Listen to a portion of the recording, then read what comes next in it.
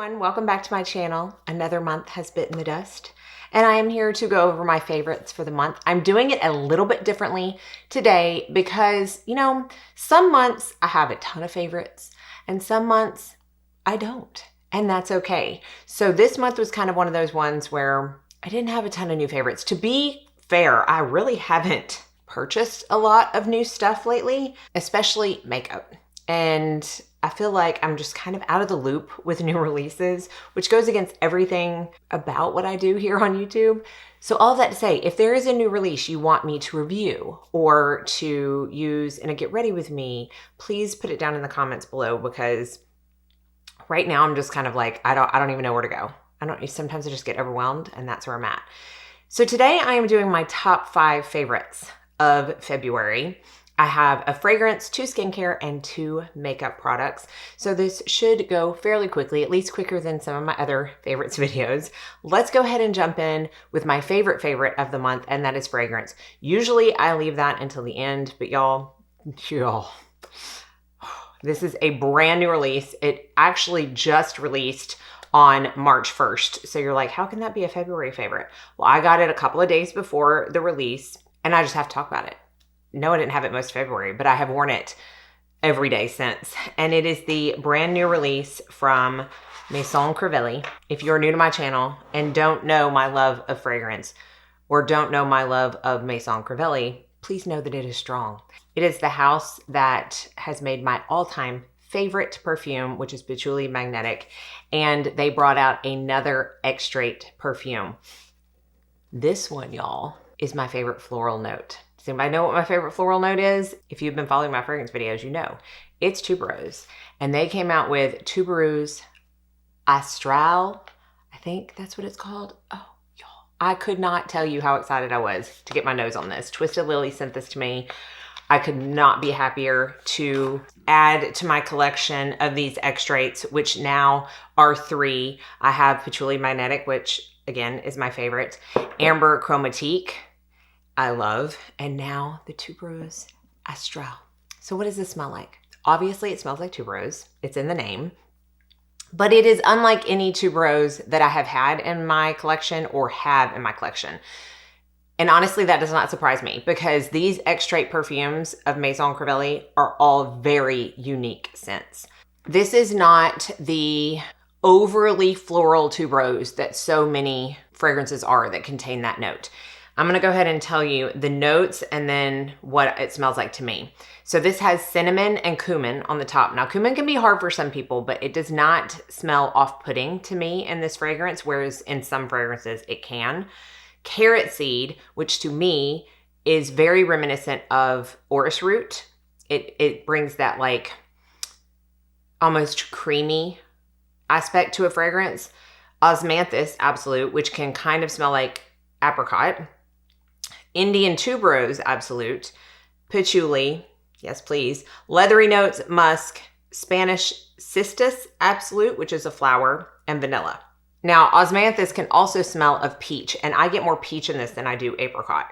This is a spicy tuberose. That is the main thing of what I smell. And when I say spicy, I'm not saying like hot spicy, not like chili pepper spicy. I'm talking, I can really smell the cinnamon in this, and I can really smell the tuberose, and faintly can sense the patchouli, but that is not the star of this scent. To me, the star is cinnamon and tuberose, and with an underlying current of peach. Now, they always have nice little stories to put with their fragrances. And this from the Micellar site is Twinkling Night, Fruity Star, Cinnamon Constellation, Powdery Comet, which the powdery comes from the carrot seed to me. It's not a baby powder. Again, it's more of that like heavy, creamy type of powder. Milky Astral Tuberose, Vanilla Silhouette, Peachy Soft Skin, Meteor Shower, Leather Nebula, and a Musky Galaxy. All I can say is that this is fabulous. So fabulous. I knew I was going to like it based on the notes alone and based on the house, but I like it even more than I thought I would because of how unique it is in the fact that it is that spicy tuberose. It's not cloying. It's not indolic, meaning it's not like a dirty tuberose. Oh my goodness. 2 to 3 sprays is all you need in these extracts. This particular one is a 32% concentration, which is massive. You're gonna smell it all day. It is not gonna knock someone down. Now, if you spray it 5 or 6 times, it will. But this will last you forever, and it is available on Twisted Lily. So definitely check my links down below on how you can get this fragrance, because y'all, if you are a tuberose lover, it's a must, in my opinion. But honestly, I can say that about pretty much every Crivelli perfume that I have smelled, because it's one of my very favorite houses. A++++. And even though I got it just a few days before February ended, it had to be in this video. It just had to. All right, let's do skincare first. So I have 2 skincare products. One is a new SPF. Kiehl's sent over their brand new Better Screen UV Serum. So this is a broad spectrum SPF 50. It has collagen peptide in it. It says it helps visibly correct fine lines, uneven skin tone, and dull skin. This is a chemical-based sunscreen. I will wear chemical, I will wear mineral, I will wear hybrid. It doesn't matter to me as long as I like the way it feels and I like the way it looks and it has a good protection in it. This is a 1.7 ounce 50 ml bottle. And the reason I like this is how it looks when you first pump it out. But when you rub it in, like most chemical sunscreens, it does not leave any kind of white cast on the skin at all. And while there is a slight like radiance to this, it is not dewy, at least on my skin. It is more of a natural skin finish, meaning no matter what foundation I put over it, it's gonna work and look great. I'm hoping to do a post on Instagram about this week. So if you're not following me, be sure to follow me there, because I will show you how it looks directly onto skin and then also under makeup, whatever makeup I choose to wear that day. But it's beautiful. It has no coverage, obviously. It's not a tinted product, but it just lays really nice on the skin. It doesn't burn my skin. I don't get itchy, watery eyes from it. I don't tend to have that issue with chemical sunscreens anyways. Some do tend to burn my skin, but this one does not. And it does have a few skincare ingredients in it. Most notably, glycerin is pretty high up on the list, so you're gonna get moisture and hydration from this. But again, I don't feel like it makes me any oilier or that it makes me look greasy throughout the day. There are peptides in this, but to be fair, it is at the very bottom of the list. So I am not looking for this to provide me with that kind of skincare. I really don't look for my SPFs to do that. I want them to protect my skin, and I use my skincare underneath. But if it has some added skincare in it, it's not gonna hurt, and this does. I just like the finish, I like the feel, and I like how it works under makeup. So definitely want to check out, especially if you're someone who can't do mineral sunscreen. So that would be someone with darker skin tones where no matter what, it leaves a white cast, or a lot of people have zinc allergies and can't use mineral-based sunscreens because of that. And some people just like the feel of chemical sunscreens better. So if you fall in line with that, or if you just want to try it, I do recommend it. And my next skincare product is something that I'll probably talk about more in my next video. I'm hoping to get my second episode of my skincare spotlight up in my next video, because I have cracked the code with my skin like I have never done before. And I have really, really narrowed down what works for me and what doesn't. And unfortunately, some of the things that I loved aren't working for me anymore. And one of those is oil cleansers. I'm not saying that all of the oil cleansers I've talked about in the past don't work for me. However, I did try a new one after I finished up my Numb Buzzin', which I do still love. And it quite literally did not work for me in a massive way, which I will touch on more in that video. But all that to say is that I wanted to try a micellar water, which I had never used before to take off my makeup. I have always used either balms or oil as my first cleanse to get my makeup and SPF off before I go into my second cleanse. So I decided to try out this ISDIN Micellar solution. And this is the 4-in-1, removes makeup, cleanses, tones, hydrates for sensitive skin. It has 0% alcohol, 0% perfume, and 0% soap. Yes, there are cheaper alternatives out on the market. You can get a Garnier, you can get a Bioderma. I don't know how Bioderma, honestly, it might be around the same price as this, but I do have a coupon code for both Freeze Co and Skin Truth, which carry this product.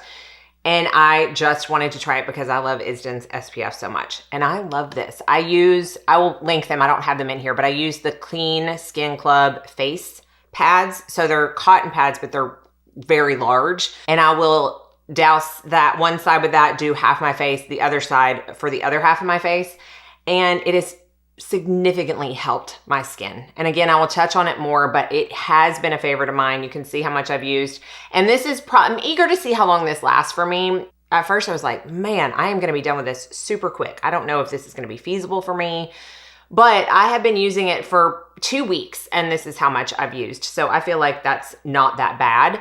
If you have tried this, let us know what you think. If you've tried the other ones and love them, let us know what you think. I know a lot of people love Bioderma. A lot of people love Garnier, but I have gotten down the Reddit skincare rabbit hole lately, and a lot of people have also had breakouts from the Garnier. So I just was like, you know what? I'm going to try from a brand that I know and trust.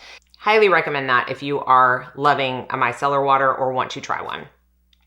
And finally, let's talk about the 2 makeup products I've been loving this month. The first is not new. It is a foundation I have had since September of last year. I've done a full review on it, which I will put up on a card, but it is the Youthforia Date Night Skin Tint Serum Foundation. Now, to me, that's a little misleading because this is definitely a higher coverage than a skin tint. This is a strong medium coverage foundation for me. I am in the shade number 245. And it's what I have on today. I love this foundation. I have used it. I don't think I have used another foundation for the past, except for the Shop My Stash video that I did. I don't think I've used another one for the past 10 to 12 days. I have been using this on repeat, which when you have a collection like I do with foundations, it's kind of crazy that I keep reaching for the same one. Definitely check out that video. I will put it up in a card if you haven't already. It just works for me. I love it. It lasts all day long. I never have to worry about it coming off or patching off weirdly. It's just good. It's good. It makes the skin look very even and good. I'm out of adjectives, y'all. It's good. And then finally, the last makeup product I'm going to talk about is new to me this month, and this is the Thrive Cosmetics Liquid Lash Extensions. The actual mascara itself is not new to me, but they did send over all of their shades. They have added a couple of shades, and this is what I have on right now. This is Margot. And I'll kind of show you. It is a purple, although it doesn't, I mean, you can tell if you look really close it is purple, but it's not like this neon purple that you're going to be like worried that people are going to be staring at your lashes and nothing else. It's very, very, very pretty. And I had a question when I used this in my Shop My Stash about if it's volumizing. Tubing mascaras, as a rule for me, are usually lengthening over volumizing. I can get volume out of this if I really add up the layers. Today, I used it with a primer, a lash primer, which I had not used before. And I will say I prefer this without a primer. I think it works best, especially if you're wanting to get a little bit of volume out of it, when you have nothing else on your lashes when you apply this. The primer kind of separated it more than I usually like, but it still works, and it's the color that I love.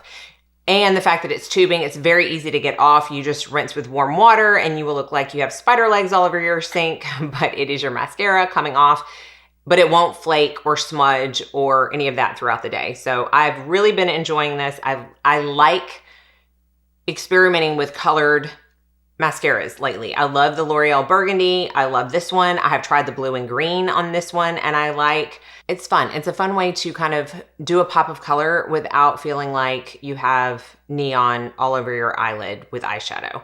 Definitely one to look into. That's it. That is my top 5 favorites of February. Let me know what your favorites were this month. I will have everything listed and linked below. Per usual, thank y'all so much for watching. Be sure and like and subscribe before you leave so you don't miss out on any future videos. And I hope you all go out and have a very blessed day.